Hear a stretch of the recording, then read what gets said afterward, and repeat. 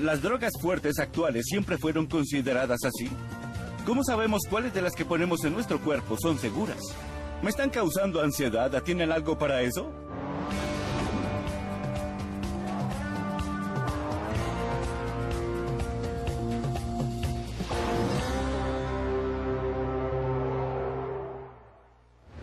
Hola, soy Dean Norris y consumo drogas. Igual que mi madre y mi doctor y hasta mi querido perro. Y apuesto a que si viven en el siglo XXI, ustedes las consumen. Créanme, hagamos un viaje para conocer más sobre las drogas. La época del hombre primitivo, los primeros consumidores. Hoy en día hay miles de drogas a nuestro alcance. Pero también hace 20.000 años, ¿los hombres primitivos sabían cuándo consumir drogas para alterar sus cuerpos y mentes? ¿Cómo conseguían las drogas y cuáles usaban? Como especie, los seres humanos hemos consumido drogas desde que aprendimos a caminar, ya que las drogas están a nuestro alrededor. Los papaverales, los árboles de cacao y las hojas de tabaco crecen cerca de donde vivimos. Las plantas que existen actualmente son las mismas que existían hace 20.000 años. Con una excepción importante, ahora existen las plantas domésticas como el trigo y la cebada. No se hacían cervezas con cebada hace 20.000 años porque no la cultivaban. ¿Cuál fue la primera droga que experimentaron los seres humanos? El arte de la piedra de la era prehistórica podría darnos una pista. El arte en las piedras incluye formas simples que asemejan a las formas que se ven durante la alteración del estado de conciencia. Las drogas psicodélicas han existido por más tiempo que los seres humanos. Yo, igual que muchos, creo que se usaron durante la historia. Los dibujos y las esculturas en las cavernas apuntan a eso. En varias culturas del mundo, el hombre ha consumido e ingerido lo que nosotros llamamos hongos mágicos. Creo que es natural que la gente ingiera esos hongos porque somos recolectores. La gente recolecta comida y es normal probar cosas nuevas. ¿Estos son hongos pintados en las paredes de las cavernas? No lo sabemos. Pero algo es cierto. No pintaron zanahorias ni cebollas. Los hongos debieron tener algo muy especial para los hombres primitivos. ¿Pero qué era? Iré a buscar hongos para averiguarlo. Bosque templado de coníferas, Condado de Pasco, Florida. Yo entiendo que la gente busque tesoros, pero ¿por qué buscan hongos? Es emocionante encontrar hongos comestibles, pero hay otros tipos de hongos que tienen componentes que alteran la mente, como sustancias alucinógenas. ¿Esos son a los que les dicen hongos mágicos? Sí, ese es uno de los términos coloquiales. Se les dice hongos mágicos y los indígenas les dicen hongos sagrados. ¿Cuándo pudo ser la primera vez que el hombre consumiera hongos? ¿Qué tan viejos son? Es probable que hubiera encuentros en algunos sitios durante la era prehistórica. ¿Los hombres prehistóricos consumían hongos mágicos? Los de la edad de piedra. ¿Qué los hace mágicos? Tienen efectos que alteran la mente e inducen una alteración en el estado de conciencia. ¿Cuál es ese ingrediente? El ingrediente activo es la psilocibina. La psilocibina es un componente alucinógeno que afecta los niveles de serotonina en el cerebro.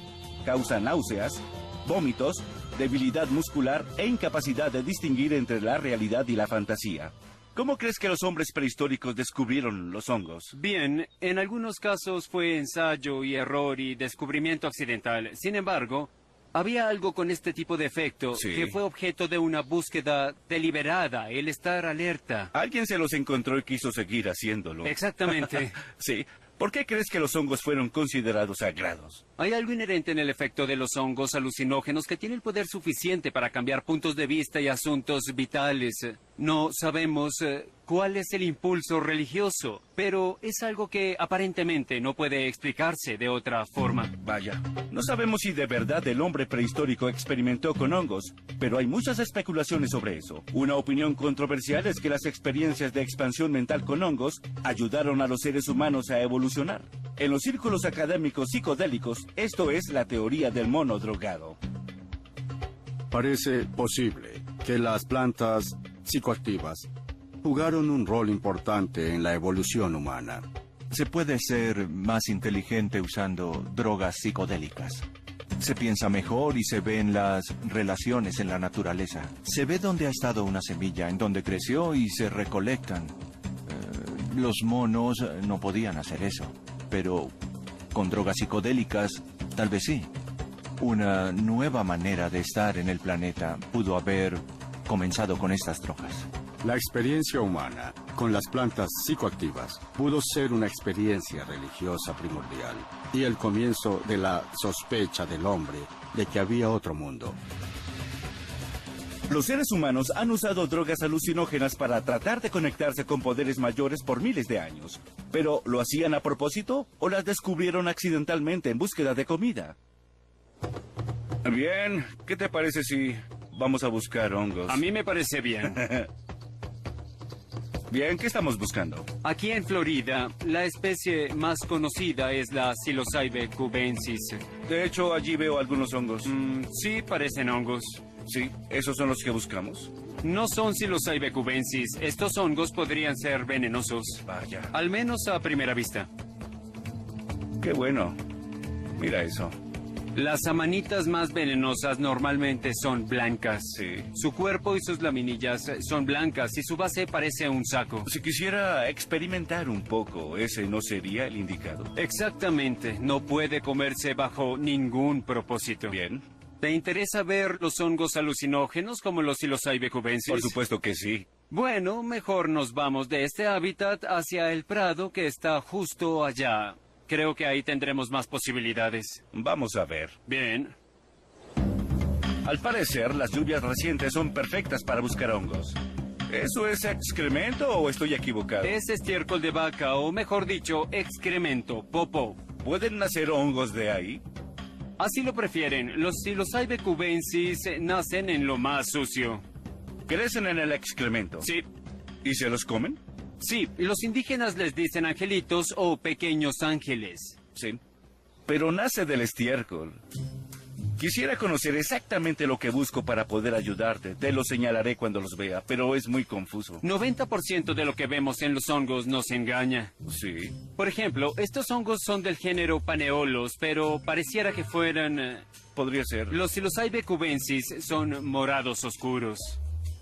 ¿Qué pasa si me lo como? Podrías sentirte un poco confundido. ¿Pero no me drogaría? No, pero algunos que intentaron drogarse con ellos los comieron y empezaron a sentir temblores, como si dispararan un cohete y empezaron a decir: Houston, tenemos un problema, ¿sabes? Mejor nos aseguramos porque será un despegue rudo. Se prepararon y sonaron unos petardos, pero de repente se les acabó la experiencia. Llevamos horas buscando y hemos visto mucho estiércol y hongos, pero no de los mágicos. Ya me estaba preguntando si los conseguiríamos. Sí. Mira eso. Eureka. ¿Las drogas nos han ayudado o nos han dañado?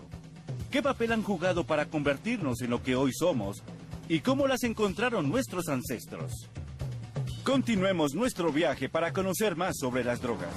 La época del hombre primitivo, los primeros consumidores. La humedad aumenta cada vez más en los prados de Florida. Y empiezo a dudar que nuestros ancestros comieran hongos mágicos siendo tan difíciles de encontrar. ¿Piensas que estos hongos son drogas o medicinas? Los conceptos de las drogas y medicina están definidos por un patrón cultural en nuestra sociedad. Se entiende que las medicinas son buenas, pero en la sociedad nativa se escucha el concepto de buena medicina y mala medicina, por lo que... Sí. ¿De qué tipo es eso? Ahí está. ¿Lo ves azul? Sí. Yo también. No es de los Psilocybe cubensis, pero podría ser Copelandia, en mi opinión. Oh, mira eso. Esta forma particular, si tiene un color azul en el sombrero tal como esta, contiene psilocibina y es tan alucinógeno como los Psilocybe cubensis, aunque este podría ser un Copelandia. ¡Eureka! Tú prefieres tenerlos en las manos. En mi opinión, sí es preferible. Entonces tengo que arrestarte por posesión. Es una broma. Con respecto a las drogas, nos preguntamos si nuestros ancestros las usaban para inducir alteraciones en el estado de conciencia. ¿Puede eso probarse o refutarse? Lamentablemente, no, ya que no tenemos los restos de las plantas. Me quedan pruebas orgánicas de que las culturas de caza-recolección hayan consumido drogas. El arte en las piedras es psicodélico, pero no prueba mucho. Espero que las civilizaciones posteriores hayan dejado más pistas. La época de la medicina mágica, Antiguo Egipto. En la antigüedad, Egipto era considerado el gabinete medicinal del mundo. Ellos conocían las complicaciones de un gran número de toxinas y de sustancias psicoactivas. Los textos más antiguos que tenemos son de hace 3.500 años. Uno de ellos se llama el papiro Ebers y tiene información que los doctores han recolectado por 1000 años. Este documento médico, escrito alrededor de 1550 a.C., es uno de los más viejos del mundo. Menciona varias sustancias familiares usadas como curas provisionales.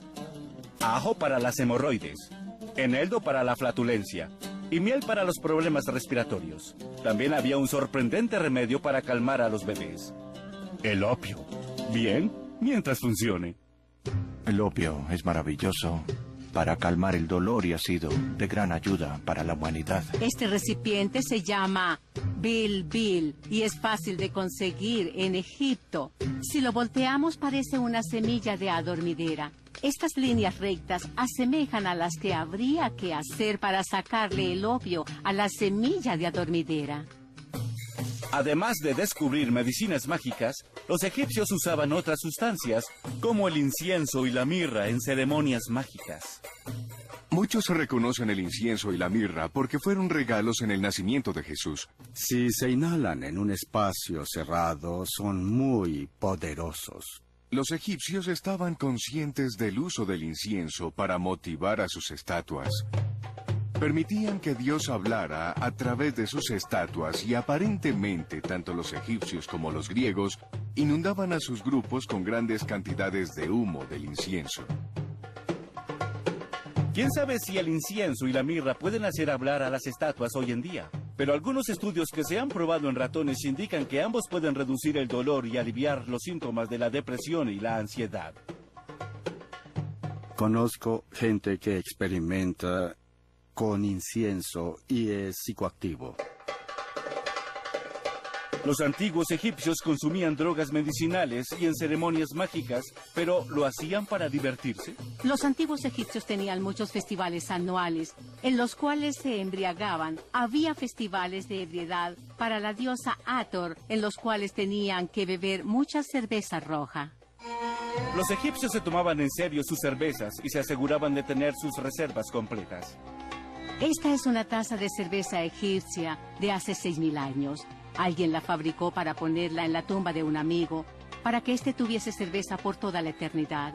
Nuestras lápidas dicen, descanse en paz, las de los antiguos egipcios, que se te provea pan y cerveza.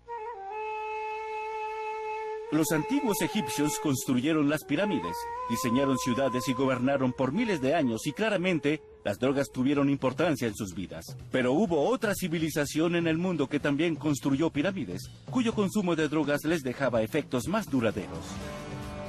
La época de los indígenas psicodélicos, la América antigua. Oí que los antiguos mayas consumían todo tipo de drogas. Averigüemos si es cierto. Vaya, así que esto es Copán. Esto es Copán, una de las grandes ciudades de los antiguos mayas. Construyeron templos monumentales en lo que hoy es Guatemala, Belice, el oeste de El Salvador y de Honduras y el sur de México. Es una sociedad avanzada. Extremadamente avanzada. Vegetación exuberante, estatuas con rostros feroces. Este lugar promete. Este es el Templo 11. ¿Lo es? Vaya, Sí. ¿qué es esto? La idea era estar más cerca de los cielos donde viven las deidades, los dioses. ¿Nos acercamos? Bueno, vamos. Son una sociedad avanzada. ¿Tienen ascensores o...? No, no hay ascensores, pero tal vez los cargaban. ¡Perfecto! Creo. Los mayas construyeron sus pirámides para estar más cerca de los dioses. ¿Consumían drogas con el mismo propósito? Ya casi llegamos. Para averiguarlo, tenemos que experimentar. Me refiero a llegar hasta arriba. Las culturas precolombinas del hemisferio occidental consumían una abundante variedad de sustancias psicotrópicas naturales que usaban para adoraciones en sus rituales a través de Sudamérica y Centroamérica. Si esas culturas indígenas sabían que estaban rodeadas de plantas psicoactivas, supongo que Copán no era la excepción. Es la gran ciudad maya que está en las montañas, es un reino montañés. Algunos lo consideran el Shangri-La de los mayas. Sí, debe ser difícil imaginar cómo sería vivir aquí. ¿Qué sabemos de su relación con las drogas? Ellos eran agricultores y entendían muy bien el mundo de las plantas. Sí. Eso prueba totalmente que ingerían plantas psicoactivas. ¿Plantas psicoactivas? Sí. Debían saber que tenían efectos narcóticos. Por medio de la experimentación y el ensayo y error durante siglos, la gente entendió que podía ser una planta o un hongo. Sí. Los mayas dejaron pruebas de haber consumido hongos. Pero si usaban drogas psicodélicas, ¿qué experiencias buscaban? ¿Y por qué?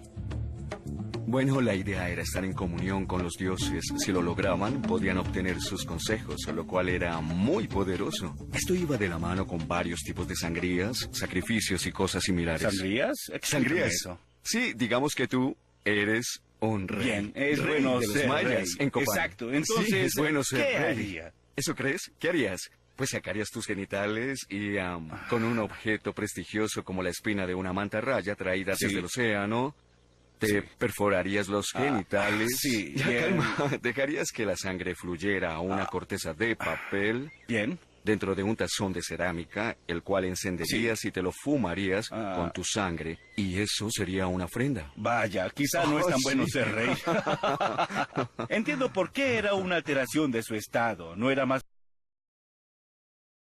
Es probable que las plantas psicotrópicas y los hongos también se usaran en estos rituales. Sí. Los reyes seguramente eran chamanes. Sí. Alcanzaban estados visionarios y viajaban a otros terrenos y cosas así.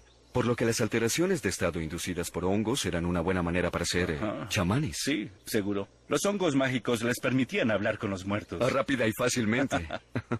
Ya que los mayas eran tan avanzados, me pregunto si descubrieron nuevas formas de ingerir drogas. Al parecer hay pruebas de que usaban tabaco para hacerse enemas. Oh, ¿qué? ¿Por qué pensamos que las drogas psicoactivas son tan peligrosas? Los mayas las usaban para estar en comunión con los dioses. La época de los indígenas psicodélicos, la América antigua. Al parecer, los mayas enterraban a sus muertos con plantas narcóticas. Alan me estaba llevando a las tumbas subterráneas de Copán para que lo vea por mí mismo. En la arqueología usamos muchas ciencias duras y una de las técnicas más importantes es buscar pruebas de especímenes botánicos. Sí. Eso es para saber qué tipo de plantas usaban en los rituales, en los entierros, por ejemplo. Bien. Algunos arqueólogos han estado buscando pruebas de este tipo de plantas psicoactivas. Esto es bueno porque muestra los nichos donde hacían ofrendas, incluyendo las de las plantas. Entiendo, estas plantas son importantes porque los enterraban con ellas. Sí, exactamente. Ajá. Cuéntame de otras plantas narcóticas que hayan podido usar los mayas. El tabaco era una de las más importantes. ¿Fumaban tabaco? Claro que lo fumaban, pero al parecer también hay muchas pruebas de que usaban el tabaco para hacerse enemas. Oh, sí. Era algo exacto si se toma en cuenta que los intestinos tienen Sí. mucha sangre y podían obtener componentes químicos rápida y efectivamente. Sí. Los enemas eran rituales Estoy bastante de acuerdo. serios. Un enema de tabaco hubiera sido el equivalente a fumar entre 20 y 40 cigarrillos normales y les hubiera inducido un estado visionario, una alteración de la conciencia. Creo que tener hojas de tabaco en la retaguardia para un enema induciría a un estado visionario. Oh, sí. Los mayas tenían formas creativas de inducir alteraciones de sus estados, pero ninguna parecía placentera. Obviamente, el hacerse enemas con tabaco y perforarse los genitales no era algo recreacional.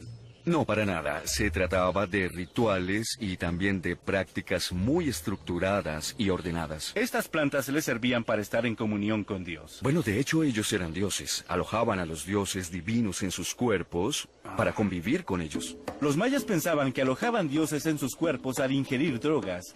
¿Pero otras culturas indígenas pensaban igual? Toma en cuenta que estas culturas se desarrollaron en la jungla, en las Américas. Hay tal vez 10 veces más plantas psicoactivas que en otras partes del mundo. Vaya, así parece. Si tomamos en cuenta la increíble biodiversidad del Amazonas, podemos entender por qué hay tantas plantas psicoactivas en las Américas. Un ejemplo es la ayahuasca. La ayahuasca es un brebaje alucinógeno que se ha desarrollado a través de miles de años de experimentación de tribus sudamericanas que buscan la iluminación espiritual. Es ilegal en Estados Unidos, excepto para los miembros de una iglesia a la cual el gobierno le entregó un permiso especial. La ayahuasca tomó miles de años en ser desarrollada por su complejidad. De cierta forma sería de las primeras drogas farmacéuticas, porque había que prepararla. Sí, había que prepararla. No la podían recoger. Había que recolectar las parras. Bien. Y también las plantas con cuidado. Se hacía té y se hervía hasta que fuera un brebaje líquido y espeso que pudieran tomar. Sí. ¿Qué me pasaría si la tomara? Bueno, primero tendrías que hacerlo en un pequeño grupo con un chamán experto, un profesional que guíe la ceremonia. Y tal vez lo más probable es que vomites hasta más no poder por unas cuantas horas. ¿Qué? Sí, te purgarás. Luego tendrás una experiencia visionaria más poderosa que con cualquier otra planta del mundo. ¿Son alucinaciones locas? No son alucinaciones, es una mayor percepción de la realidad. No alucinas porque no es algo creado que sea mentira, es la pura realidad. Pero las percibes en un espectro mucho más amplio. No es diferente a la realidad, sino parte de ella. Exacto, es una sensación y una percepción más aguda de la realidad. Estás en comunión con los espíritus jaguares y con el bosque, pero es real. ¿La ayahuasca es un portal a una realidad más aguda o se trata de un truco de nuestro cerebro? Obviamente, nuestro cerebro es muy complicado y utiliza diferentes mensajeros químicos y sistemas neuroquímicos. Está claro que estas sustancias actúan en el sistema de la serotonina y tienen efectos profundos en varias áreas del cerebro. Es probable que esto afloje las sensaciones normales de nuestros pensamientos y la forma en que vemos al mundo. Antes de abandonar Copán, quiero que Alan me muestre la famosa cancha donde jugaban los famosos juegos de altas apuestas en que los perdedores, digamos que no convenía perder. ¿Se drogaban como parte del juego? Bueno, eso no lo sabemos, sí. Pero en las tierras altas de Guatemala hay esculturas de hongos en las piedras de cientos de años que están asociadas con los implementos y la parafernalia del juego. Lo cual sugiere que ellos se comían los hongos y luego empezaban a jugar. ¿Por qué razón comerían hongos mágicos antes de jugar? Esa es una buena pregunta. Hay pruebas de que la psilocibina, el ingrediente activo de los hongos, reforzaba la precisión visual y también la coordinación física. Entiendo. ¿Ya se usaban drogas para mejorar el rendimiento antes que en el béisbol? Ah, posiblemente sí era así. Bueno, ¿cómo se juega? No puedes usar las manos. Ah, bien. Puedes usar el pecho, los brazos, los muslos, las caderas y había que mantener la pelota en juego. Había que mantener la pelota en el aire, porque esto no era un deporte, era un ritual. Y la pelota era el sol, por lo que había que mantenerla en el cielo. Si caía al suelo, rebotaba en el techo del inframundo y despertaría a sus dioses. No era buena idea. Los perdedores podían ser sacrificados. Había consecuencias por no jugar Grandes bien. consecuencias. Es un juego de vida o muerte. Te comes unos hongos y tratas de mantener la pelota en el aire sin usar las manos. O si no, mueres. Claro, qué buena idea. Eran hombres rudos como los Raiders de Oakland en los 70. Eran muy malos. Juguemos. Bien. Hagámoslo. Vamos. ¡Estás muerto! ¡No estás! Probablemente eran todos los espectadores. Sí, vaya, qué embarazoso. Lo siento, fanáticos, de verdad. De nuevo, tenemos que durar más, mejorar. Bien. ¡Ah! ¡Diablos! Bien. Una vez más. Tengo que usar los muslos. ¡Trampa! A ver, Hice juguemos de trampa. nuevo. Bien. Muerte súbita. Como si no fuera así. Bien, listo. Empieza, vamos.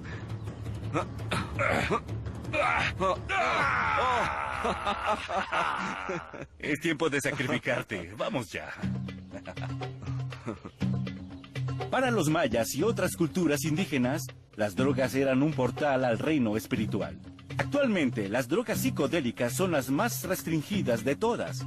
Pero para las culturas indígenas en las Américas, las drogas alucinógenas como los hongos y la ayahuasca siempre han sido herramientas sagradas para ayudarlos a conectarse. ¿Qué hay de la sociedad antigua que nos dio la democracia? ¿Opinaban lo mismo? La época de los cultos misteriosos, Antigua Grecia. Para los antiguos griegos, las drogas eran venenos mortales o preciadas medicinas. Después de todo, muchas de nuestras creencias vienen del mundo clásico. Algunos puntos de vista filosóficos actuales se basan en los modelos de la antigua Grecia, que se desarrollaron en una época en que los primeros filósofos consumían muchísimas drogas. Nos hemos dado cuenta que a quienes ellos llamaban filósofos, hoy llamaríamos chamanes. He oído sobre la existencia de cultos misteriosos en la antigua Grecia, en que los miembros participaban en rituales religiosos secretos. Sabemos muy poco sobre eso, pero la alteración del estado podría estar relacionada. Este es el santuario de la diosa Demeter y de Perséfone. Cada año la gente venía desde Atenas para ser iniciados en los misterios eleusinos. Tenían experiencias extracorporales en las que viajaban juntos al otro mundo y regresaban. Si los iniciados viajaban a otro mundo, ¿qué los transportaba? Hay dos teorías. Unos dicen que hongos mágicos y otros dicen cornezuelos. He oído de los hongos, pero ¿qué son los cornezuelos? ¿Qué tanto nos hemos drogado durante la historia y qué consumían en la antigua Grecia? Descubrámoslo en nuestro viaje para saber más sobre las drogas. La época de los cultos misteriosos, Antigua Grecia. Los mayas consumían drogas para conectarse con los dioses. ¿Los griegos hacían lo mismo? ¿Qué esperaban descubrir a través de los rituales secretos de los misterios eleusinos y qué alimentaba esos descubrimientos? El misterio eleusino fue una gran experiencia religiosa en la antigüedad clásica que duró 2000 años. Este es el Telesterion. Aquí ocurría todo. Vaya. Es enorme. Es como el Madison Square Garden de los griegos. Sí, albergaba a miles de personas. ¿Ves las escaleras en la esquina? Sí. La gente se paraba allí. Había luz, oscuridad y música. ¿Y bailes? También. Sí. Sí. Era como una gigantesca fiesta rave griega. Sí, exacto. Esa es una buena descripción. Era una sobrecarga sensorial que cambiaba la vida para siempre. No eran unos chicos con tubos brillantes en el bosque. Sócrates, Platón y Aristóteles fueron iniciados en los misterios eleusinos. Debió haber algo que los estremeciera.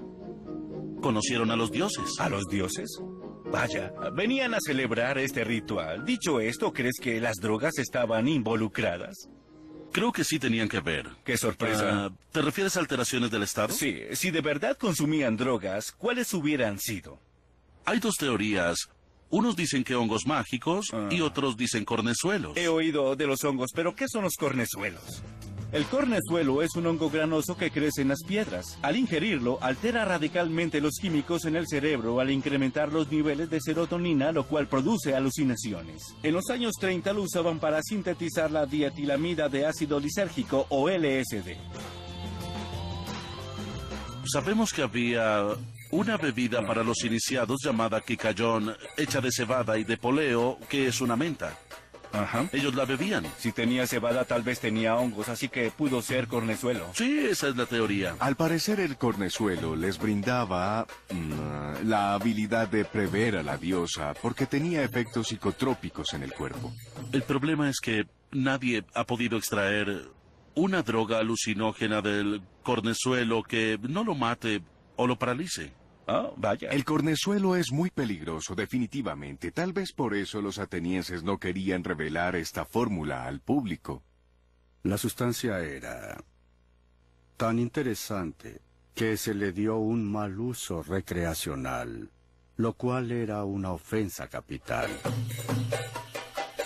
Los participantes al parecer consumían una droga tan secreta que podían morir si revelaban cuál era.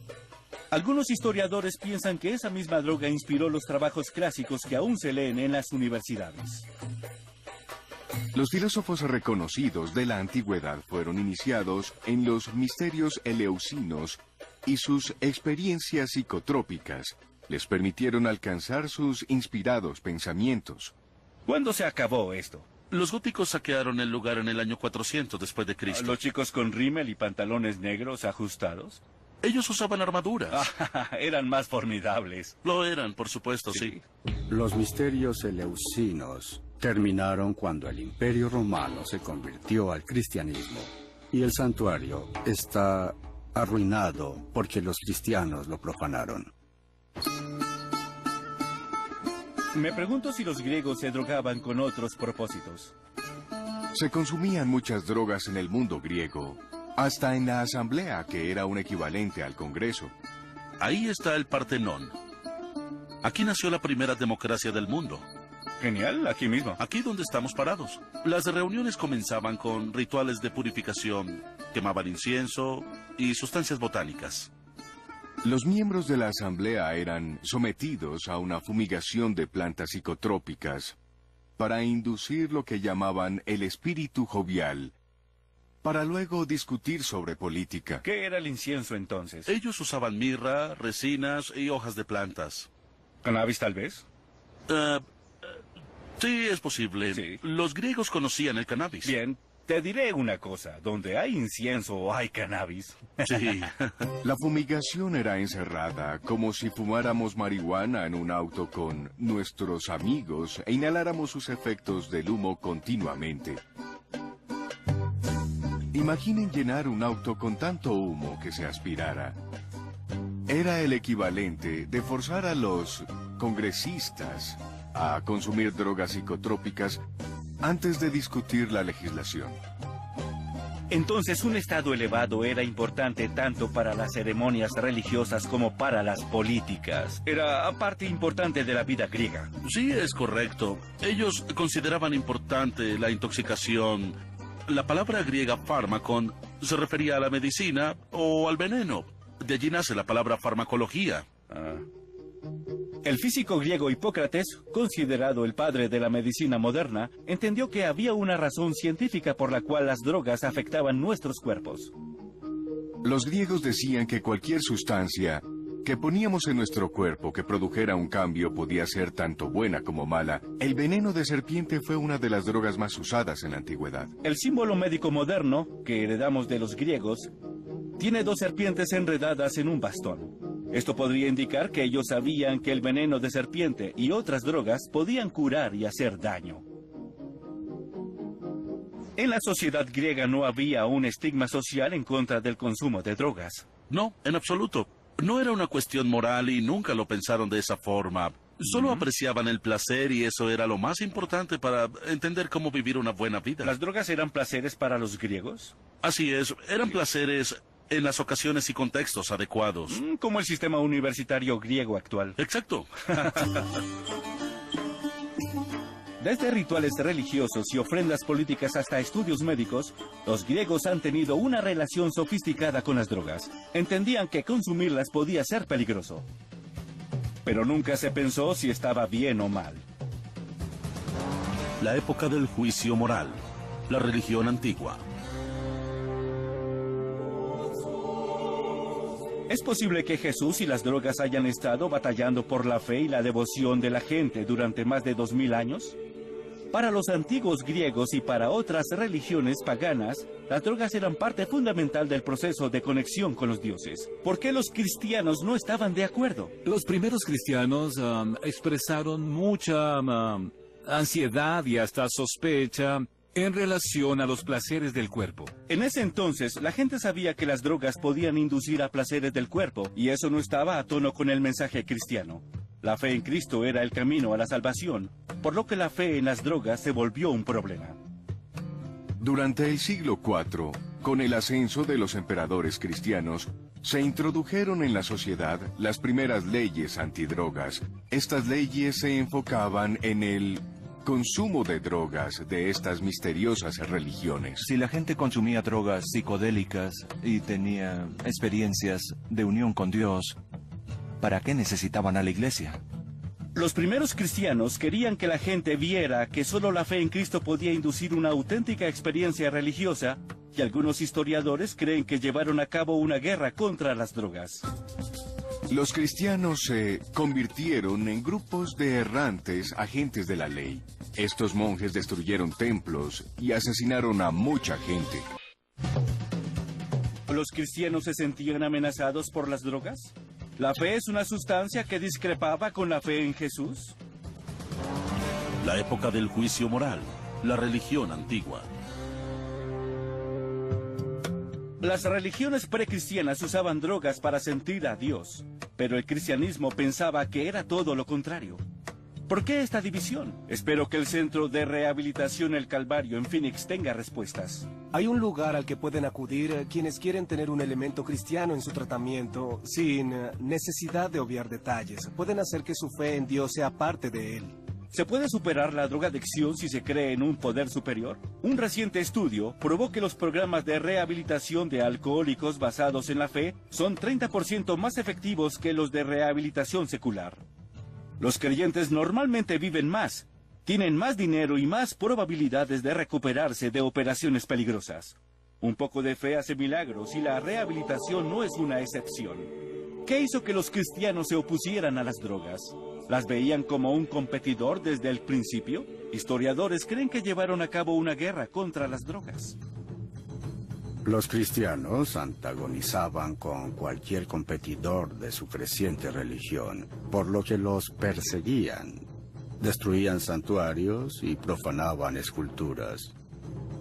Durante el siglo IV, había grupos de monjes irrumpiendo en propiedades en las que sabían que había habitantes que consumían drogas en ceremonias religiosas y terminaron derrumbando templos y asesinando gente.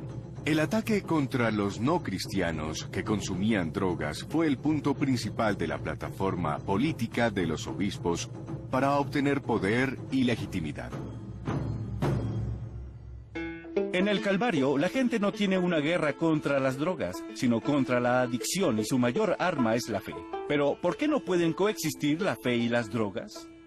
No puede haber comunicación con Dios por medio de una sustancia. La Biblia dice que la única manera de coincidir con Dios y comunicarse con Él es cuando Jesús dice: yo soy el camino, la verdad y la luz. Solo pueden acercarse a mi Padre a través de mí. ¿Qué me dices, por ejemplo, acerca de las tribus nativas de América que consumían drogas, al menos en su época, para encontrar a Dios? Muchas personas durante la historia han estado usando sustancias que alteran la mente. La Biblia se refiere en algunas traducciones como brujería o como hechicería. Te explico la perspectiva cristiana. Sí. En resumen, no es que tenga problemas con las drogas y el alcohol, sino un problema de adoración. Cambiamos a Dios por un ídolo. Dices que los ídolos son las drogas y el alcohol. Por ejemplo, al pasar por un pasillo de licor, es un santuario de ídolos. El alcohol es el resultado de la interacción del cereal y la verdura con el azúcar en un proceso llamado fermentación. Es la droga más popular del mundo y actualmente unos 140 millones de personas sufren de desórdenes relacionados con el alcohol. ¿Hay figuras bíblicas que hablen sobre el abuso de drogas en específico? Al mejor al que puedes acudir es a San Pablo, que dedicó su vida a Cristo. Y está en el Nuevo Testamento. Él decía que las obras de la carne eran evidentes y eran inmoralidad, impureza, sensualidad, hechicería, idolatría y los falsos dioses que no satisfacen necesidades espirituales. Los podemos buscar cuando queramos, pero siempre volveremos en pedazos y arrastrándonos. Desde la perspectiva cristiana, las drogas siempre fueron falsos dioses que nos distraían del verdadero Dios al que debíamos adorar. Pero, ¿qué impulsó a los primeros cristianos a decidir que usar drogas era anticristiano? ¿Qué tiene de malo darle placer al cuerpo de vez en cuando? Después de todo, Jesús tomaba vino. ¿No sería inapropiado usar el término puritano asociado a las opiniones de los primeros cristianos? Su sentido de negación era parte importante de lo que era su idealizada espiritualidad. Una de las cosas que surgió en este periodo fue que por primera vez se veía al consumo de drogas como una actividad inmoral. Dejando la moralidad de lado, para los cristianos las drogas son una mala imitación de lo que es el máximo éxtasis. En cierto nivel, la Iglesia o Cristo pueden brindar una sensación de frenesí o el sentimiento que se tiene cuando se consume drogas. Por supuesto, y es algo real. Dean es real. El cristianismo se ha opuesto firmemente a las drogas desde el principio. Pero el judaísmo tiene otra interpretación. Aunque se expresaba cierta ansiedad en los textos rabínicos, había una celebración de la posibilidad de tener placer físico, fuera mediante el sexo o la intoxicación, todo en el lugar adecuado y con moderación. Pero sí era parte importante de la manera en que vivimos esta vida en nuestros cuerpos y en este mundo. Otras religiones son un poco más cerradas con respecto al consumo de drogas. Los mormones creen que el cuerpo es sagrado, así que prohíben el alcohol, el tabaco, las drogas ilícitas y hasta la cafeína. Así es, ¿no toman café? Los cientólogos piensan que las drogas impiden la sanación de la mente y que pueden causar una seria angustia mental. Los rastafaris consumen marihuana, la cual consideran una hierba sagrada para comunicarse con Dios. Por otro lado, generalmente no toleran el alcohol y piensan que el vino que describen en la Biblia era solo jugo de uvas. Pero el cristianismo fue el que emergió como el sistema de valores dominantes en el occidente. De aquí podría venir nuestra opinión sobre las drogas. Después del cuarto y el quinto siglo, las drogas adquirieron un estigma moral y de pronto se convirtieron en algo malo. Si el cristianismo era tan poderoso, ¿por qué el consumo de drogas no se detuvo bajo la iglesia? Al parecer, cuando la gente se dio cuenta del valor de las drogas en la economía global, la moral quedó en un segundo plano. A veces, no importa qué tan religiosas sean algunas personas, el dinero es más importante. La época del imperio, alta mar.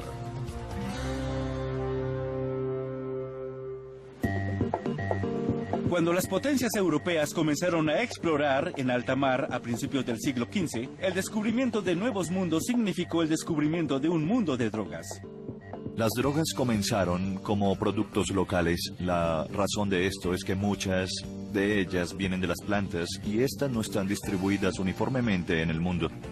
Como resultado del crecimiento global del mercado de negociación oceánico, existió una confluencia de drogas en el primitivo mundo moderno. Sé que en Asia, África y en las Américas había plantas y hierbas nativas que los europeos nunca soñaron con tener. Pero, ¿cuáles fueron las drogas que llevaron los exploradores tras sus exóticos viajes a través del océano? Este es el capitán Robert Knox de la Compañía Británica de las Indias Nacionales y hay una historia fascinante sobre esta pintura. Knox naufragó en Sri Lanka. Sí. Pasó 19 años allí porque el rey local quería conservarlo como parte de su colección de animales. ¿Era parte de un zoológico? Sí, Vaya. él era un regalo inglés. Con el tiempo volvió a Londres y fue a la Sociedad Real a ofrecerle al rey las cosas que había traído. Una de esas cosas era el cannabis. ¿Cannabis? Sí, cannabis. Se arrodilló y le ofreció cannabis al rey. Creemos que esa fue la primera vez que se trajo cannabis a Gran Bretaña, porque tras el regreso de Knox, cuando presentó sus regalos, se empezó a experimentar con esa sustancia para ver qué podía hacer por nosotros. Sí. ¿Qué otras drogas llegaron a Inglaterra de esta exploración mundial? Bueno, Knox trajo algunas cosas desde Asia, pero el tabaco fue la droga que trajeron del Nuevo Mundo de las Américas. Cuando los europeos descubrieron el tabaco, también descubrieron nuevas formas de consumirlo, que era fumándolo. Y eso fue importante no solo para consumir el tabaco, sino también para otras drogas más adelante. La forma más rápida de obtener la mayor concentración de drogas en el cerebro era inyectándolas en las venas o fumándolas. Antes del siglo XVII, fumar como medio de administrar drogas no era común, al menos en Europa. La gente descubrió nuevas drogas y entraron en el mundo del comercio. También descubrieron nuevas formas de administrar las drogas y eso dejó salir al genio psicoactivo de su lámpara. Una vez que las drogas llegaron al mercado global, empezó también el mercadeo global. Antes de la Coca-Cola o la Pepsi, la primera marca global era el opio. Exactamente, se compraba opio de muy buena calidad. Sí. ¿Qué drogas viajaron por alta mar y se esparcieron en el mundo? Continuemos nuestro viaje para saber más de las drogas en el lugar donde comienza el tiempo. La época del imperio. Alta mar.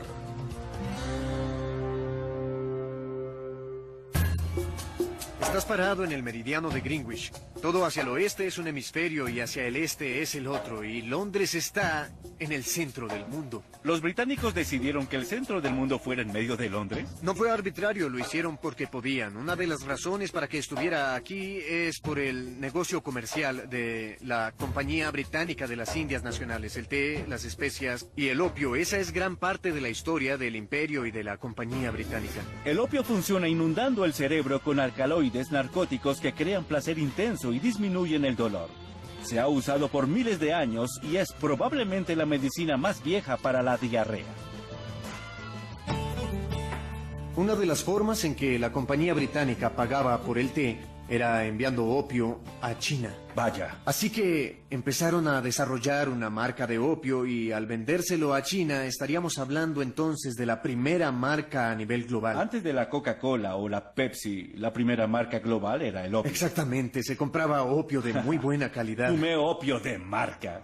Inglaterra quería el té chino, pero ellos solo querían plata u opio e Inglaterra no tenía, por lo que acudieron a la India. Como todos los negocios inteligentes, Inglaterra movió a los procesadores de opio a la India y se lo cambiaban a China por el té. Esta estrategia funcionó, al menos por un tiempo. Los chinos no estaban contentos con eso. El emperador de China, que era la persona más poderosa en el mundo en esa época, se cansó de ello y decidió acabar con el intercambio de drogas. Con el tiempo destruyó una gran cantidad de opio británico que sería vendido a China, lo cual dio pie a la primera guerra entre británicos y chinos, que el diario de Londres llamó las guerras del opio. Esa guerra empezó cuando los chinos destruyeron opio británico y los estadounidenses empezaron la guerra destruyendo el té británico en el motín del té. Sí, esas son las desventajas de ser un imperio comercial. Sí. Al comienzo de la Primera Guerra del Opio en 1839, los británicos importaban aproximadamente 2.800.000 kilos anuales. Y eso llevó a que los chinos legalizaran el comercio parcialmente. Y como resultado del segundo conflicto tuvieron que legalizarlo por completo. Para 1879, los británicos importaban poco más de 6.800.000 kilos anuales. ¿El opio llegó a afectar a Inglaterra? A finales del siglo XIX y principios del XX se convirtió en un problema. Durante la última mitad del siglo XIX, la gente, especialmente los reformistas, empezaron a darse cuenta de que había un problema de drogas en el mundo, aunque seguía dando mucho dinero, ya que eran empresas muy lucrativas. Había muchos borrachos, personas en asilos y cuartos de opio, además de los costos públicos, los accidentes y las admisiones a hospitales. Las personas y los gobiernos que fabricaban drogas ganaban mucho dinero mientras el consumo se expandía por el mundo. Pero las drogas empezaron a afectar la forma en que la gente veía al mundo. Pregúntenles a los artistas. Apuesto a que ellos también consumían. Para estar seguro, viajaré al hogar de un grande de todos los tiempos, William Shakespeare. ¿De dónde venía la inspiración del bardo? Estamos en Stratford-upon-Avon, el lugar de nacimiento de Shakespeare. ¿Hay alguna prueba de que él consumiera drogas? Bueno, es difícil saberlo. Algunas excavaciones arqueológicas han encontrado pipas que le pertenecían con rastros de cannabis y otras con rastros de cocaína. Entonces digamos que sí. No del todo, porque esas pipas apenas son del mismo siglo en el que Shakespeare vivió. Y saber si de verdad eran de él o de alguno de sus conocidos es difícil. ¿Cuáles de sus obras reflejan su actitud hacia las drogas? Muchos dirían que su obra más loca es El sueño de una noche de verano. De hecho, el Royal Shakespeare Company aquí en Stratford la produce ahora. Deberías ir a verla. Creo que iré. El sueño de una noche de verano es una de las obras más locas de Shakespeare. ¿No les parece? Creo que es en la primera obra de Shakespeare donde se muestra el consumo de drogas y muestra los efectos. Sí. ¿Creen que Shakespeare consumió drogas mientras escribía? Él viene de Stratford y tal vez había algo sobre plantas y hierbas. Había gente de clase alta y Bien, baja. entiendo, sí. Yo diría que sí consumía. Sí. Hay que ver el soneto 76. Sí. Porque ahí todo... Es mi favorito, Exacto, por cierto. ahí se habla de hierba. y Sí. componentes extraños. Sí. No se puede decir que eso sea solamente una También manera podemos de hablar de escribir. sus años perdidos. ¿Y qué hizo entonces? No lo sabemos.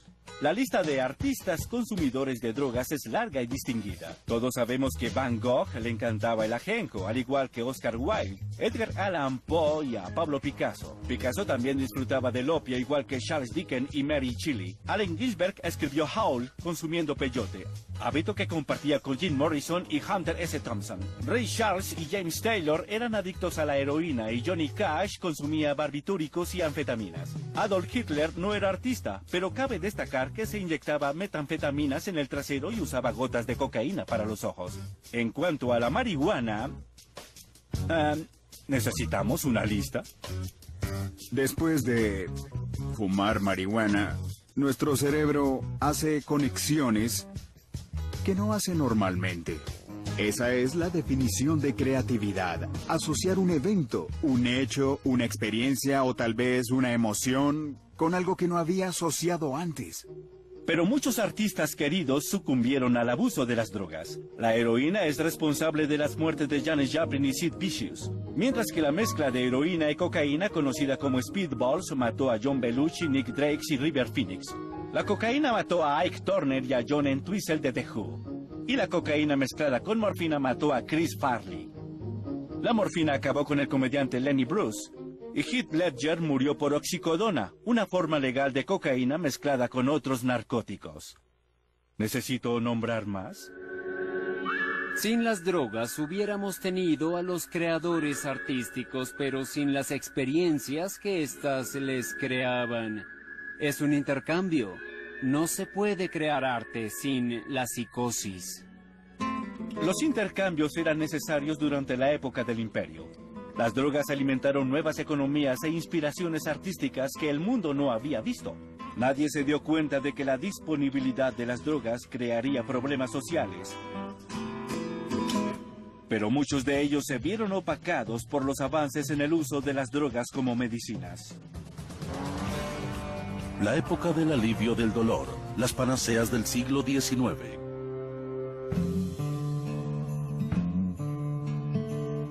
En 1803, el científico alemán Friedrich Saturna hizo un gran descubrimiento en el mundo de las drogas. Por primera vez, pudo aislar el ingrediente activo en una planta narcótica. Era la planta del opio, y el ingrediente activo era la morfina. Esto lo cambió todo. En 1803 se aisló la morfina de la planta del opio y ese fue el nacimiento de la ciencia de la farmacología. La morfina es una droga magnífica para aliviar el dolor. Si se sufre un infarto o se fractura una pierna, la morfina alivia el dolor. La inteligencia humana fue la que nos dio esas útiles y valiosas drogas clínicas, pero también creó la dependencia adictiva a esas sustancias. Con los potentes narcóticos que salen de los laboratorios cada década, nos hemos preguntado qué podrían hacernos estas drogas. Son gotas para bebés y contienen alcohol y opio. ¿Las drogas más peligrosas comenzaron como medicinas? ¿La morfina era para aliviar el dolor o fue creada para atrapar a una nueva generación de adictos? La época del alivio del dolor, las panaceas del siglo XIX. Con el descubrimiento de la morfina, las drogas creadas en los laboratorios fueron una explosión en el siglo XIX y drogas extrañas empezaron a salir al mercado, por lo que las tiendas de narcóticos comenzaron con sus ventas. Hola, soy Dean. Hola, soy Jeremy Green, un placer. Igualmente. ¿Qué es este lugar? Es una farmacia de la comunidad reconstruida aquí en Mystic Seaport, Connecticut. Vaya. Tenemos un catálogo de drogas que en realidad se llaman medicinas patentes, las cuales eran muy populares a principios del siglo XIX. Ajá. Siempre hay historias sobre vendedores ambulantes de estas medicinas. ¿A qué te refieres cuando hablas de medicinas patentes? Significa que tenían el derecho de mantener los ingredientes de sus medicinas en secreto y afirmaban cosas increíbles apoyadas en los testimonios de cientos de hombres y mujeres y niños que se curaron de sus terribles aflicciones con unas gotas de estos componentes. Las medicinas eran limitadas en el siglo XIX en cuanto a lo que podían hacer o no por ciertas enfermedades. La industria de las medicinas patentes no siempre sabía qué hacía o si sus productos funcionaban, pero querían que los clientes sintieran que sus productos servían. Estos eran los productos que más ganancias producían y los más fáciles de conseguir. Eran de consumo público y también los usaban los médicos. Veamos algunas de estas botellas. A ver Hay cosas qué de calidad. tienen. ¿Qué es este? ¿Elixir de opio? Imagínate qué clase de cosas le ponen a estas drogas si están tratando de vender las medicinas, cosas como opio y la morfina. La verdad no interesa tanto curar a la gente, sino vender el producto. Eso era lo bueno de vender polvo de cocaína como remedio para la fiebre del heno. Al venderle ese polvo a alguien, la persona pensaría que funcionaba, lo sentiría y tendría una reacción, que es lo que buscaban las compañías de medicinas. ¿Cómo los hacía sentir? Muchas de estas medicinas los hacían sentir muy bien. Sí. Mientras más fuerte se sentía la medicina, más creían en ella como para recomendársela a sus amigos y a su familia. Bajo estos estándares, estas drogas funcionaban realmente, pero a la vez causaban bastante daño. En la época de las medicinas patentes no había muchas regulaciones, por lo que mucha gente se volvió adicta a ellas y otras murieron por ingerirlas. Me gusta esta. Dice, calmante y vigorizante. Sí. Es para la cura permanente de todas las enfermedades nerviosas. Sí, hay muchas afirmaciones aquí. Tienes razón, es Sí. altamente concentrado, se adapta a la cura permanente de todas las enfermedades nerviosas, dolores de cabeza, Sí. neuralgias, dispepsia, el sabor de la bilis, diarrea, estreñimiento, resfriados, tos, fiebre, fiebres palúdicas, dolores de hígado, tisis, pérdida de apetito, debilidad femenina, desmayos, palpitaciones, espasmos, mareos, tos convulsiva, sarampión, etcétera, etcétera. De verdad dice etcétera, al final. La industria de la medicina patente era el lado salvaje de la medicina. A veces promocionaban productos hechos con morfina como cura para la adicción a ella y llenaban el paisaje con publicidad. Para los productos Carter, pintaban rocas al lado del camino, lo que fue precursor de las vallas publicitarias. Crearon una atmósfera de fiesta. El comienzo de la publicidad en Estados Unidos se remonta a la industria de la medicina patente. A través de este periodo, la creciente industria farmacéutica buscaba constantemente un producto que vendiera más. De esta búsqueda resultó una potente droga que llegó a ocupar un puesto infame en la historia. Las compañías farmacéuticas identificaron a la cocaína como un nuevo producto para el mercado, por lo que ellas fueron las responsables de transformarlas en una sustancia comercial. Los doctores apoyaron la cocaína. Empezaron a usarla como anestésico para las operaciones de ojos y de garganta, y respaldaron a las populares panaceas y elixires mágicos que tenían mucha demanda en la época. Hay historias asombrosas de 1880 sobre doctores que tenían pacientes deprimidos o sobre mujeres que no habían hablado en meses, pero que al consumir cocaína comenzaban a hablar. Eso era revolucionario. La publicidad medicinal estaba más vigente que nunca gracias a la cocaína. Los fabricantes de los productos de cocaína hacían el esfuerzo por asegurarse de que sus clientes supieran que el producto tenía cocaína. Eso era lo importante. Y por supuesto, la cocaína era el ingrediente principal en un nuevo tónico popular. Como decía su eslogan, es coca.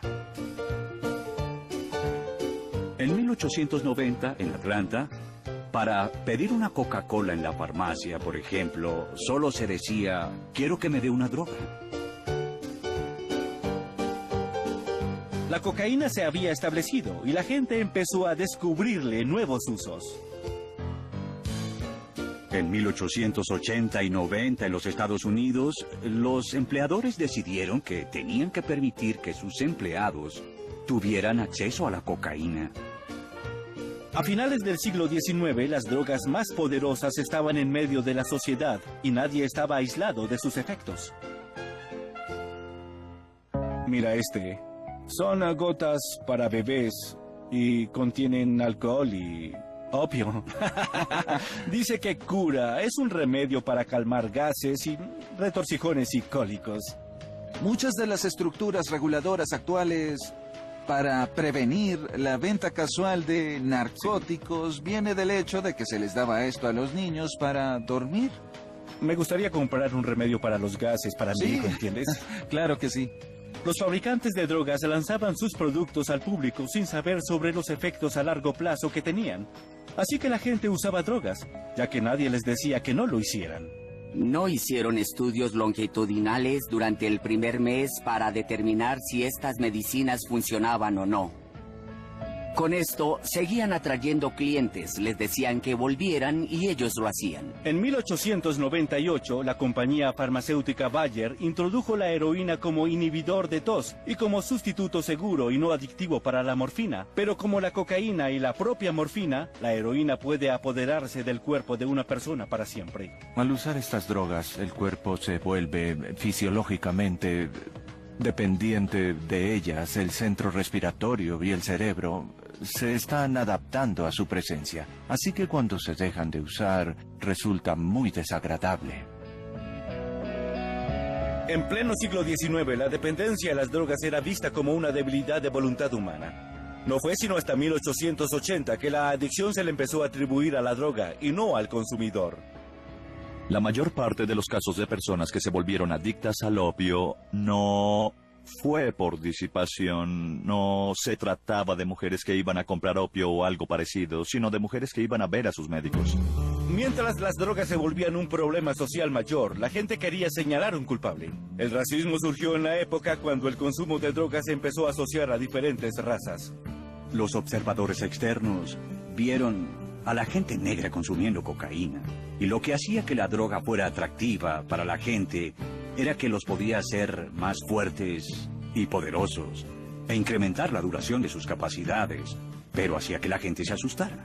Lo mismo pasaba con el alcohol en esa época. Se formaban uniones de abstinencia, preocupadas por una cosa, una sustancia, como el caso de la morfina o el opio, que eran tóxicos en la sociedad y tenían que ser restringidos por el bien de la misma.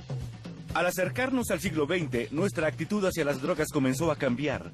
Comenzamos a ver a las drogas como un problema con el que se tenía que lidiar. La pregunta era, ¿qué hacer con ella? La época de la regulación, las medidas del siglo XX. En 1900, empezamos a usar una nueva forma de responder ante el uso de drogas, haciendo uso de la ley. Con la intención de proteger a la gente de los peligros del acceso sin regulación a las drogas, el gobierno fundó la Agencia de Alimentos y Medicamentos en 1906, forzando a los fabricantes de drogas a etiquetar productos que tuvieran sustancias narcóticas peligrosas. En 1914, prohibieron el consumo recreacional de las drogas, por lo que los doctores se convirtieron en la única fuente de suministro. Cuando el gobierno federal decide tomar estas medidas, se necesitaba una nueva forma de suministro, así que allí comenzaron las redes de contrabando. Cuando se criminalizó a la cocaína y a la heroína, el mercado negro se desarrolló debido a las personas que consumían drogas por diferentes razones. El porcentaje de adictos que tenían antecedentes criminales se incrementó proporcionalmente. Chinos fumadores de opio, jóvenes peleando en las esquinas, esnifando heroína, y hombres negros consumiendo cocaína. Eso era un problema diferente, o al menos ellos lo percibían de tal manera. Muchas sustancias que fueron consideradas medicinas ahora eran drogas ilegales, pero los doctores todavía tenían que hacer su trabajo. La pregunta era, ¿qué drogas podían usar? Esa fue la ventana para que nuevas drogas reemplazaran a los sedantes, analgésicos y estimulantes. La Agencia de Alimentos y Medicamentos, o FDA, dictaba qué drogas eran seguras. La Ley Federal de Alimentos, Medicamentos y Cosméticos de 1938 estipulaba que la agencia debía aprobar las drogas antes de salir al mercado. Estamos en la línea de fuego y gran parte del trabajo es la ciencia. Y además el juicio. Y la gente puede diferir en eso. El gobierno tuvo que dejar pasar al alcohol y al tabaco porque eran drogas que estaban muy arraigadas culturalmente. Todos sabemos lo que pasó cuando trataron de vedar el alcohol durante la prohibición. Con el alcohol pensamos que no estaba funcionando y desistimos. Pero con las drogas vimos que no estaba funcionando y fuimos estrictos. Se avecinaba una guerra contra las drogas y alguien tendría que pelear en ella. En un año reunimos un poco más de 900.000 kilos aquí. ¿900.000 kilos? Sí. ¿Y qué hacen con toda esta marihuana? Un proceso de incineración. ¿La queman toda? Así es. Es mucho por quemar. ¿Cuándo fue que el gobierno decidió regular las drogas? ¿Y por qué algunas son legales y otras no? ¿Quién decide todo esto? La época de la regulación. Las medidas del siglo XX. Aun cuando las regulaciones eran más estrictas en las décadas posteriores, una sorprendente droga que ahora es totalmente ilegal, antes era experimental. En 1938, científicos suizos que trabajaban con una gran compañía farmacéutica crearon una droga que resultó ser la sustancia más concentrada y poderosa que el mundo había visto. El ácido lisérgico 25, LSD. Yo diría que el LSD es la experiencia más transformadora y más grande, o la pesadilla más catastrófica que puede hacer que la vida sea intolerable y que el suicidio sea la única salida. El LSD inunda el cerebro con un potente componente que causa cambios en la conciencia, y apenas 2 galones serían suficientes para hacer sentir una experiencia psicodélica a toda la población estadounidense. Antes se usaba en terapias. Cuando estaba en la universidad, uno de mis compañeros consumía LSD como parte de su terapia. Eso fue en 1959. El LSD se usó exitosamente en ambientes controlados en los años 40 y 50 para tratar a las personas con esquizofrenia y alcoholismo. Las drogas normalmente comienzan como medicinas y no se vuelven controversiales en la sociedad hasta que escapan del campo de la medicina y entran al mundo de las calles, en el que la gente empieza a usarlas con motivos recreacionales. Las semillas de nuestra relación actual con las drogas se había plantado. A mediados del siglo XX había un auge en la industria farmacéutica, una entidad gubernamental reguladora y un mercado negro que prosperaba con drogas que eran muy peligrosas para el sistema legal. Y una droga nueva revolucionaría el punto de vista de la gente. Faltaba una revolución. La época dorada de las drogas. Los psicodélicos años 60.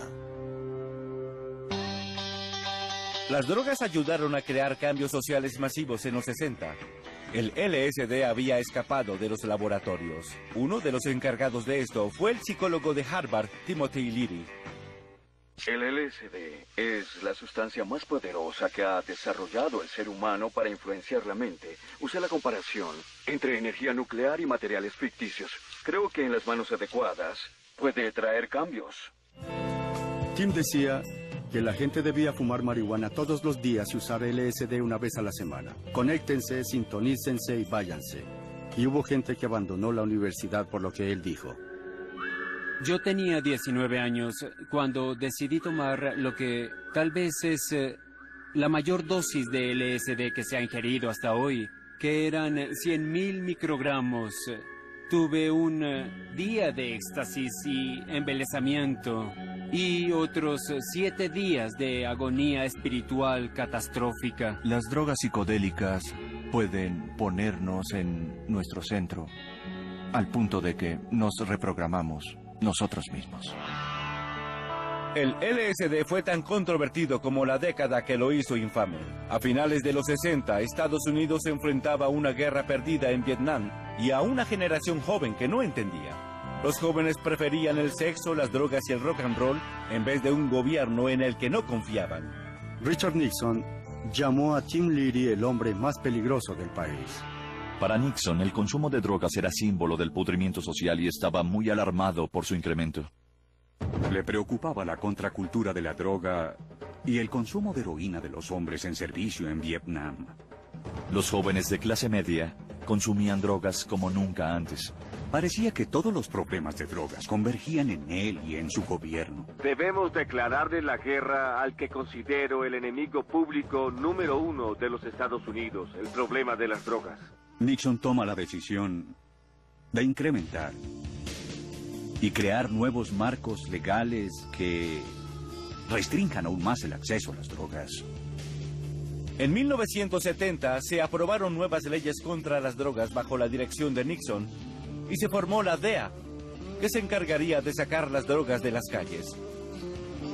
Pero si salían de las calles, ¿a dónde iban exactamente? Este lugar es asombroso. ¿Qué es esto?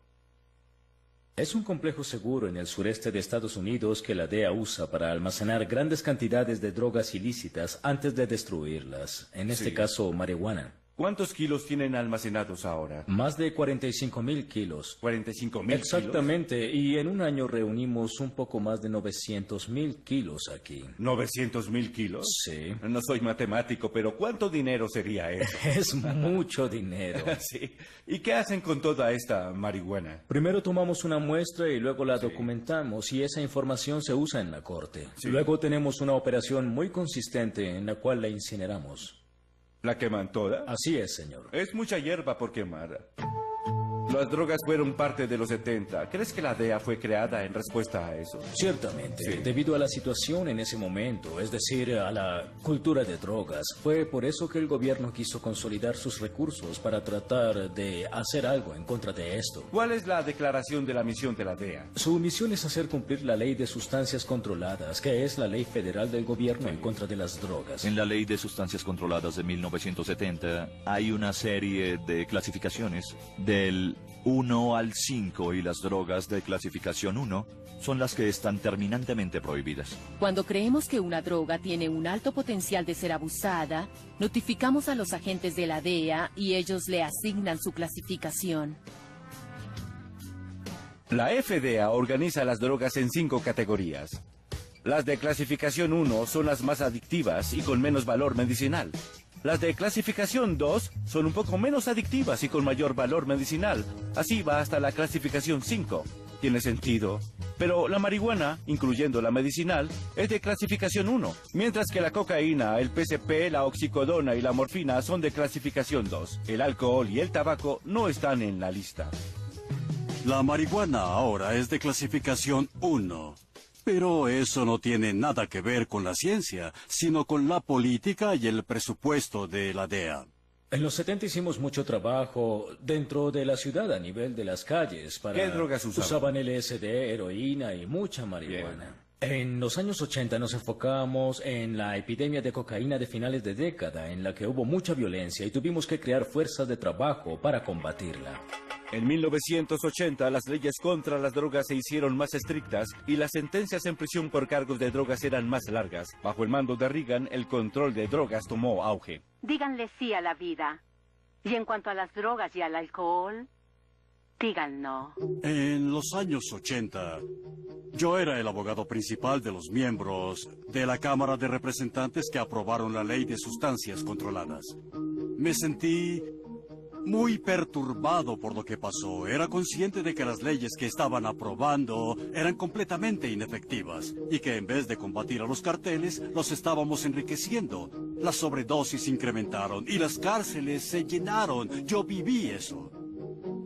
Al llegar a los 90, vimos el incremento de las metanfetaminas, las cuales se volvieron drogas populares, así que aumentamos nuestros esfuerzos, entrenando arduamente oficiales locales para combatir los laboratorios de metanfetaminas. En la última década vimos el resurgimiento o el incremento en el abuso de drogas por prescripción con bases de opio, como calmantes, entre otras. Con eso también llegó un incremento en la heroína, ya que ambas están conectadas.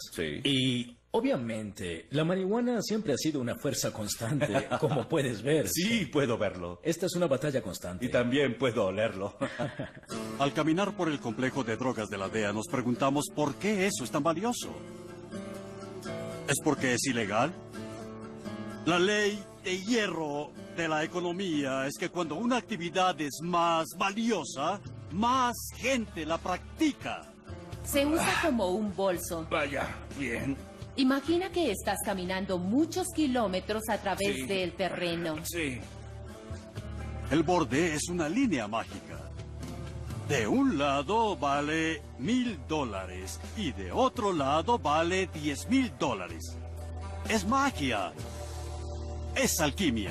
¿Y cuál es el dinero total de todas las drogas que la DEA decomisa en un año? Decomisamos mucho dinero y pertenencias de los distribuidores. Es casi $1 billón al año. Vaya. Si nos ponemos a sumar el costo total, sería aproximadamente unas decenas de billones de dólares. ¿Y a dónde va ese dinero? Al fondo del tesoro.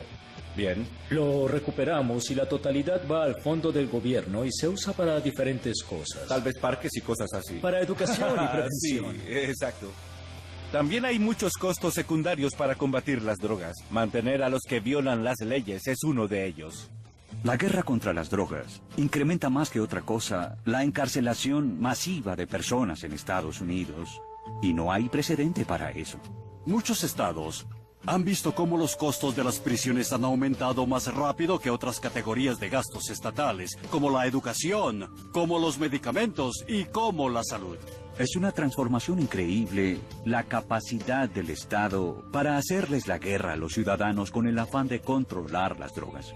Recientemente Kofi Annan, Jimmy Carter y otros líderes mundiales dijeron que la guerra contra las drogas no se podía ganar. ¿Qué opinas de eso? Creo que el título de guerra contra las drogas no es apropiado. No es una guerra, es una acción contra los criminales. Somos investigadores buscando criminales y no somos soldados, somos policías. Y cuando la gente usa el argumento de que el alcohol es legal para que legalicen también la marihuana, ¿qué opinas? Hay que ver las consecuencias que tiene en la sociedad. ¿No son suficientes los problemas con el tabaco y con el alcohol también? Las consecuencias de esas drogas legales en la sociedad, más los costos de salud y los costos son de problemas. vida. El alcohol y el tabaco también son malos, pero son legales. Sí, pero nosotros decidimos eso como sociedad. Está bien. Es diferente por eso, sí. Si el alcohol y el tabaco tuvieran impuestos, el Estado y el gobierno local y federal obtendrían 45 billones de dólares al año. ¿Vale la pena el precio? Sí, lo pagamos, pero no tenemos problemas de drogas. Claro que sí, pagaríamos un precio enorme por una política que es un fraude. Yo lo veo así. Hoy en día, en Estados Unidos, 7% de la población consume drogas regularmente. 23% de la población fuma tabaco o lo consume regularmente y 40% consume alcohol. ¿Podemos como estadounidenses tener un 40% de población que abusa de las drogas? A pesar de los esfuerzos del gobierno, realmente no hemos resuelto nada. Hoy la gente consume cada vez más drogas, por buenas y por malas razones. ¿Qué hacemos entonces? La época de la elección personal, hoy y mañana. Ahora existen todo tipo de drogas. ¿Cómo decidimos qué drogas poner en nuestro cuerpo? No sabemos todo sobre las drogas cuando se estrenan en el mercado. ¿No saben todo acerca de las drogas? Vaya, aprendemos. Siento mucha ansiedad. ¿Tienen algo para eso? Los seres humanos tenemos una larga historia de consumo de drogas por varias razones, y existieron muchísimas sustancias que se han consumido, pero la situación nunca ha sido tan complicada como ahora. Actualmente la gente consume más drogas, sea como medicinas para curar enfermedades o como hábitos peligrosos que no solo perjudican a los consumidores, sino también a la comunidad que los rodea. Me reuniré con un veterano de 30 años en narcóticos de la policía de Chicago para ver cómo las drogas afectan las calles. Primero nos dirigiremos al sur, en donde siempre hay ventas de drogas y narcóticos en las calles. ¿Qué es lo que más se vende en las calles de Chicago? Heroína y también crack. Crack. El crack es el derivado barato del polvo de cocaína. Su nombre viene del sonido que hace cuando se fuma. Tras consumir altas dosis se pueden experimentar delirios de parasitosis, la sensación de que los parásitos se arrastran por debajo de la piel. Yo diría que ellos venden drogas. Cada cuadra está controlada por diferentes pandillas y grupos. Creo que esos que estamos viendo... Ese sujeto con la gorra roja parece estar... Se acaba de ir, pero parece estar vendiendo. Si observas bien a esos sujetos, verás que se hacen señas entre ellos. En algún momento verán nuestro auto. Para ellos no es un juego. El hecho de que estemos aquí entorpece su negocio. Bien. Hay policías encubiertos que salen golpeados. Solo por ser policía... No están exentos. No significa que te respeten.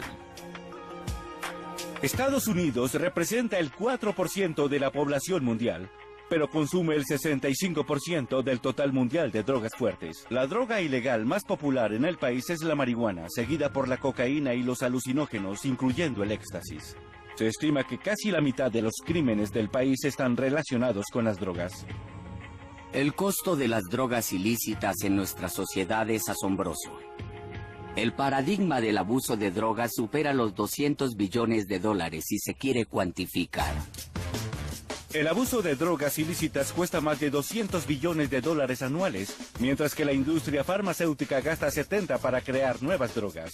En Chicago, no muy lejos de la venta de drogas en la ciudad, la industria farmacéutica se reúne en el encuentro anual de la Asociación de Información de Drogas, o DIA.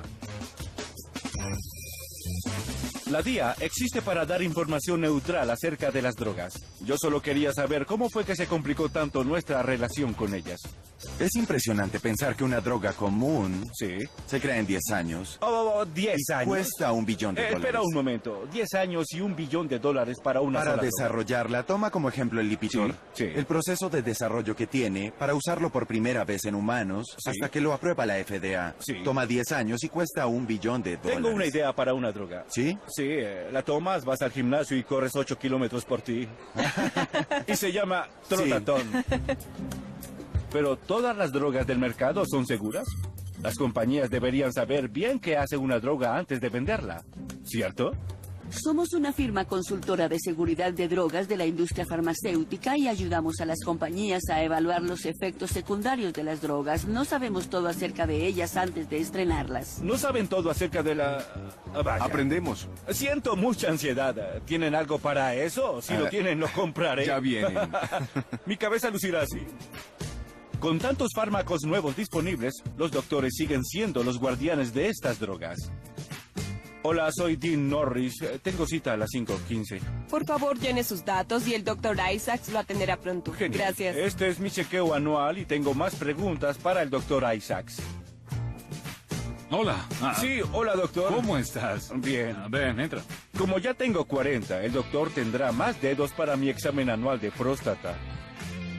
¿Tienes buen apetito? Lamentablemente sí. ¿Duermes bien? Normalmente sí. Abre bien. Dios mío, me sorprende haber perdido tanto peso. Mira eso, 2 números menos, son como 22 kilos. Al terminar el chequeo, le pregunté su opinión sobre las drogas. Si te dijera que en este momento tengo mucho estrés, ¿qué tipo de drogas me prescribirías? Normalmente benzodiazepinas o medicinas de la familia del Valium. Bien, ¿y qué me dices para dormir? Ambien o alguna medicina parecida. ¿Y si te dijera que tengo mucha ansiedad? Si es una terapia a largo plazo, diría ISRS de la familia del Prozac. Los fármacos psicoactivos son prescritos por los doctores para crear un cambio en la concentración, conducta, estrés, humor y alivio del dolor. Más de 16 millones de estadounidenses abusan de ellas por las mismas razones.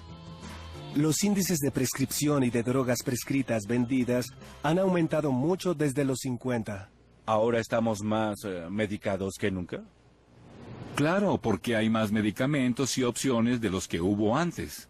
Una de las técnicas de las compañías farmacéuticas para atraer más clientes es vender una enfermedad.